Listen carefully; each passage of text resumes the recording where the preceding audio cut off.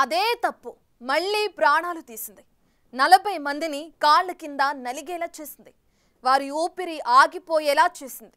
అంతులేని విషాదాన్ని మిగిలేలా చేసింది. విజయ్ కార్నర్ మీటింగ్ ఇప్పుడు అనేక కుటుంబాల్లో వెలుగులను ఆర్పివేసింది. మరి ఈ తప్పెవరిది? ఈ మహా విషాదానికి బాధ్యత వహించేదెవరు? కాళ్ళ కింద చితికి చేరిన వారి జీవితాలకు సమాధానం చెప్పేదెవరు? అసలు ఏళ్లు గడుస్తున్నా ఇలాంటి విషాదాల సంఖ్య ఎందుకు పెరుగుతుంది? కరూర్లో అసలేం జరిగింది?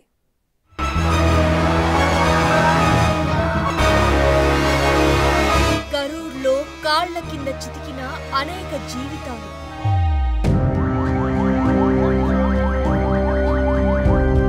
కొందరు మహిళలు,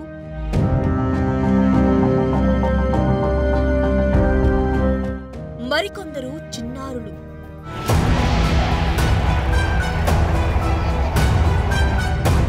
సమాధులను మిగిల్చిన అంతులేని జనసంద్రం.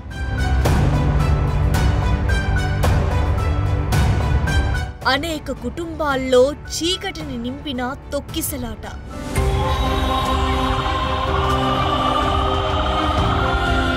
జయ జయ ధ్వానాలు ఓవైపు, అంతులేని ఆర్ధనాదాలు మరోవైపు. కాళ్ల కిందే నలిగిపోతున్నా ఏం చేయలేని పరిస్థితులు.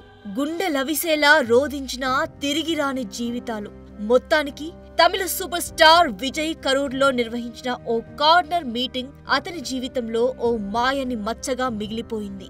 అదే సమయంలో ఎన్నో కుటుంబాల్లో తీరని వెలితిని మిగిల్చింది. నిజానికి ఇది మాటలకందని విషాదం.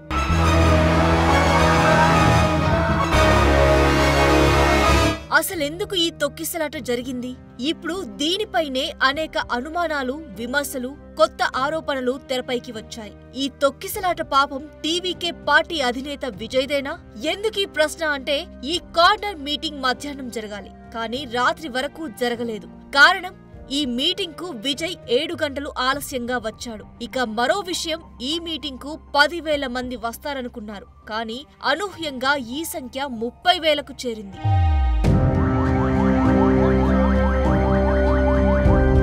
నిజానికి విజయ్ అక్కడికి చేరుకునే సమయానికే అభిమానులు, కార్యకర్తలు భారీ సంఖ్యలో గుమిగూడారు. రద్దీతో పాటు భరించలేని ఉక్కపోత కారణంగా అప్పటికే అనేక మంది స్పృహ తప్పి పడిపోయిన పరిస్థితి. కొందరికి తన వాహనంలో ఉన్న నీళ్ల బాటిళ్లను అందించే ప్రయత్నం చేశారు విజయ్. కానీ ఎప్పుడైతే విజయ్ అక్కడి నుంచి బస్సులో బయలుదేరారో అప్పుడే పరిస్థితి అదుపు తప్పింది.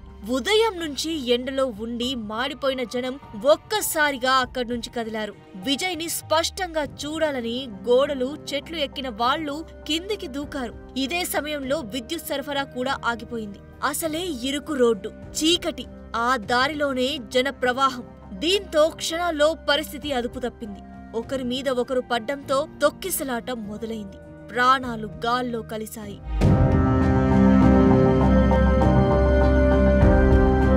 నిజానికి అక్కడ సెక్యూరిటీలో ఉన్నది కేవలం 500 మంది పోలీసులు. వచ్చిన అభిమానుల సంఖ్యేమో 30,000 వరకు ఉంది.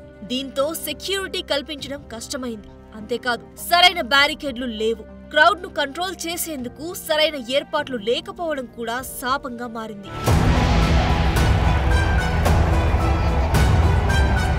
ప్రచార సభలో జరిగిన తొక్కిసలాటలో భారీ ప్రాణనష్టం వాటిల్లడంపై విజయ్ ఎక్స్ వేదికగా స్పందించాడు. తన హృదయం ముక్కలైందని, భరించలేని, వర్ణించలేని బాధ, దుఃఖంలో విలవిలలాడుతున్నానని అన్నారు. కరూర్లో ప్రాణాలు కోల్పోయిన ప్రియమైన సోదరులు, సోదరీమణుల కుటుంబాలకు ప్రగాఢ సానుభూతి తెలియజేస్తున్నానని తెలిపాడు.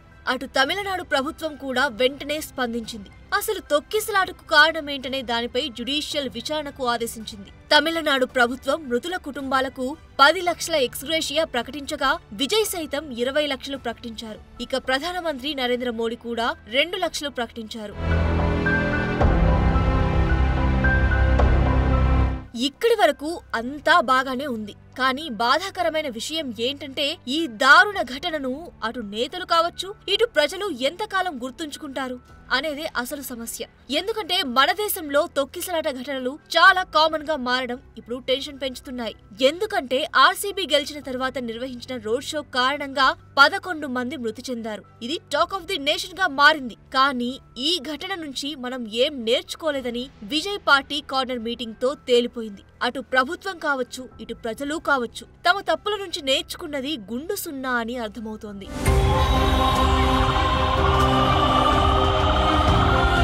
క్రికెట్ స్టార్లు, ఫిలిం స్టార్లు, ఆధ్యాత్మిక ప్రవచనాలు, ఊరేగింపులు, రోడ్ షోలు ఇవంటే మన జనాలకు ఓ పిచ్చి పూనకాలు వచ్చేస్తాయి.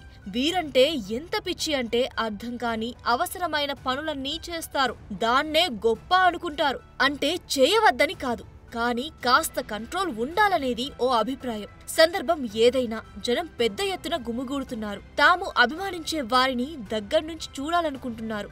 కానీ ప్రాణం కంటే ఏదీ ముఖ్యం కాదు అని ఎందుకు తెలుసుకోలేకపోతున్నారనేది అస్సలు అర్థం కాని విషయం.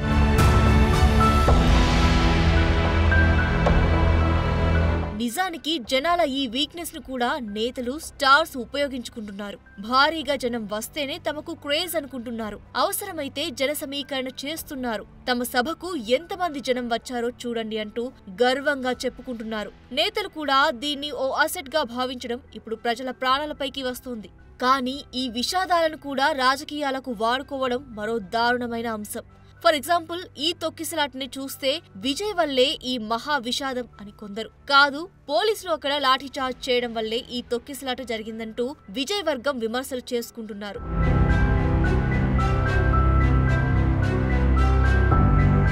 ఏది ఏమైనా ఇప్పటికీ ఓ ప్రశ్నకు సమాధానం దొరకడం లేదు.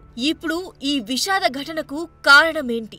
హద్దులు దాటిన అభిమానానిదా? పాలకుల నిర్లక్ష్యానిదా? నేతల అత్యుత్సాహానిదా? ఈ ప్రశ్నకు సమాధానం తెలుసుకోవాలి. నిజానికి సమాధానం తెలుసుకున్నా పోయిన ప్రాణాలు అయితే తిరిగి రావు. కానీ మరో ప్రాణం పోకుండా, మరోసారి ఇలాంటి ఘటన జరగకుండా చర్యలు తీసుకోవచ్చు. వీరంటే ఎంత పిచ్చి అంటే అర్థం కాని అనవసరమైన పనులన్నీ చేస్తారు.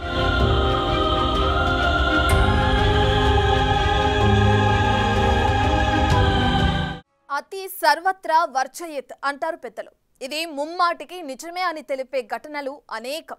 నేతలు కావచ్చు, ప్రజలు కావచ్చు, చేయాల్సిన దానికంటే ఏది ఎక్కువ చేసినా అది చేటే అని ఇప్పటికే అనేక సార్లు ప్రూఫ్ అయింది.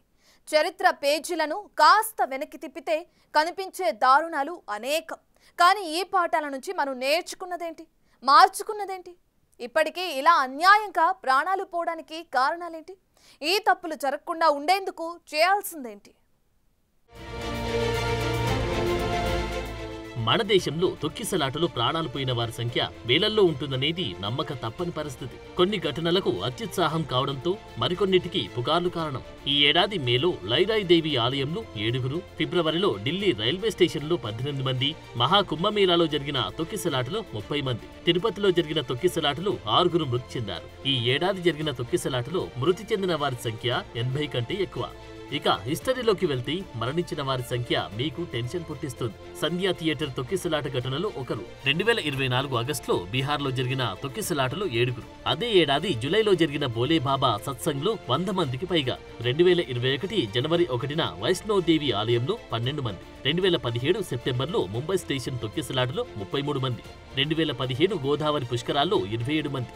2014 దసరా వేడుకల్లో 32 మంది. 2013 నవరాత్రి వేడుకల్లో మధ్యప్రదేశ్లో 115 మంది. 2012 బీహార్లో ఛత్ పూజా సమయంలో 20 మంది. 2011లో హరిద్వార్లో 20 మంది. అదే ఏడాది శబరిమలలో 104 మంది. 2008లో రాజస్థాన్లో 250 మంది. అదే ఏడాది మరో ఘటనలు 162 మంది. 2005లో మందారాదేవి ఆలయంలో జరిగిన తొక్కిసలాటలో 340 మంది. వీరంతా తొక్కిసలాటలో మృతి చెందిన వారి. ఇప్పుడు చెప్పండి, అనాదిగా డేట్లు మారుతున్నాయి, కానీ ప్రజలు ఫేట్లు మాత్రం మారడం లేదు. ఈ ఘటనల నుంచి ప్రజలు నేర్చుకున్నది ఏంటి? పాలకులు గమనించింది ఏంటి? ఘటన జరిగిన తర్వాత 4 రోజులు హడావిడి చేయడం, ఆ తర్వాత మర్చిపోవడం ఇప్పుడు కామన్ గా మారింది. ఇలా ప్రాణాలు పోయే అంశం కూడా కామన్ గా మారడమే ఇప్పుడు ఆందోళన కలిగిస్తోంది. నిజానికి మన దేశంలో ఏదైనా ఈవెంట్ జరుగుతుంది అంటే ఎగబడి చూడడం కామన్. ఇలా జనాలు భారీగా వచ్చినప్పుడు ఒక తప్పుడు సమాచారం చాలు కొంపలు ముంచడానికి, ప్రాణాలు పోవడానికి. తొక్కిసలాటలు జరిగినప్పుడు ప్రమాదానికి సగం కారణాలు వదంతులే అనేది నమ్మలేని నిజం. విషయమేంటో తెలుసుకునే కంటే దాన్ని వ్యాప్తి చేయడంలోనే మనం బిజీగా ఉంటాం. అది నిజమా అబద్ధమా అని తెలుసుకునేసరికి అందరికీ క్షణాల్లో వ్యాపిస్తుంది. దీంతో పరుగులు తీయడం, ఆందోళన చెందడం, పట్టు తప్పి పడిపోయారా ఇక అంతే సంగతి. కాళ్ల కింద జనం ఉన్నారని కూడా చూసేవారుండరు. తొక్కుకుంటూ వెళ్లడమే. చివరికి ఊపిరాడక గాయపడి ప్రాణాలు విడవడం తప్ప మరో ఛాన్స్ ఉండదు. తొక్కిసలాట ఘటనలు అభివృద్ధి చెందిన దేశాల్లో చాలా తక్కువగా చూస్తుంటాం. ఎందుకంటే జనాభా తక్కువగా ఉంటుంది. కానీ మన దగ్గర పూర్తి రివర్స్ సీన్. మన దగ్గర జనాభా చాలా ఎక్కువ. దీనికి తోడు వదంతులను నమ్మడం, అతిగా అభిమానించడం, ప్రాణాలను రిస్క్ చేస్తూ స్టంట్లు చేయడం ప్రాణాలు పోయేందుకు ఎక్కువ కారణమవుతున్నాయి.